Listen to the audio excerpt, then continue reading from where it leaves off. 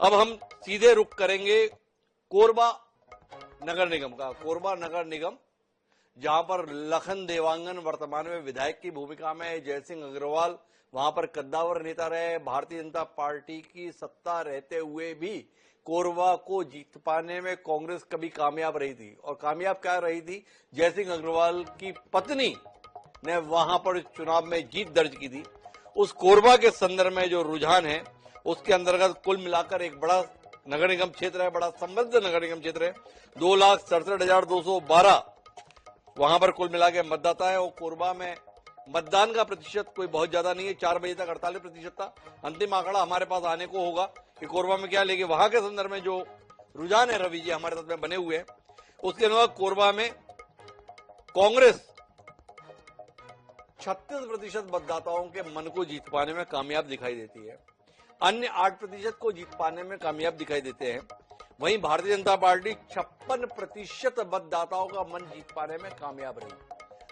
चुनाव प्रचार के दौरान लोग ये बोलते थे कोरबा में थोड़ा कठिन मुकाबला है, पर एग्जिट पोल इसकी पुष्टि नहीं कर रहा है। एग्जिट पोल 20% का बड़ा अंतर कांग्रेस और भाजपा के बीच में दिखा रहा है। रवि जी, निश्चित तौर से वहां पे लखनलाल देवांगन की प्रतिष्ठा दांव पे थी और लखनलाल ने काफी मेहनत की। और जिस तरह से जयसिंह अग्रवाल को काम करना था या जयसिंह का इन्वॉल्वमेंट था वो कहीं न कहीं दिखाई और पूरी ताकत लगाई लखनलाल देवांगन ने। इसलिए शुरुआत में जो रुझान लग रहा था कि भारतीय जनता पार्टी थोड़ा सा यहाँ कमजोर पड़ेगी, कैंडिडेट कमजोर पड़ेगा, और इस बीच उन्होंने जो मेहनत की, वहां पे मुख्यमंत्री भी गए, उन्होंने रैली की और काम किया, उसका फायदा भारतीय जनता पार्टी को मिला। और ये निश्चित तौर से लखनलाल देवांगन की मेहनत का ही परिणाम है जिसमें भारतीय जनता पार्टी वहां पे बढ़त बना ली है। लेकिन क्या कोरबा के संदर्भ में जो चरणदास महंत, जयसिंह अग्रवाल और ज्योत्सना महंत, इन तीनों की प्रतिष्ठा के साथ जोड़कर देखा जाता है, वहां पर कांग्रेस मुकाबले में इस कदर पिछड़ी हुई है, इस पर आपकी कोई टिप्पणी? या इन तीनों नेताओं ने बहुत दिलचस्पी नहीं ली, सारा जोर चिरमिरी में लगा दिया, इसलिए वहां पर रुझान अलग दिखाई दे रहा है और कोरबा को उसके हाल पर छोड़ दिया?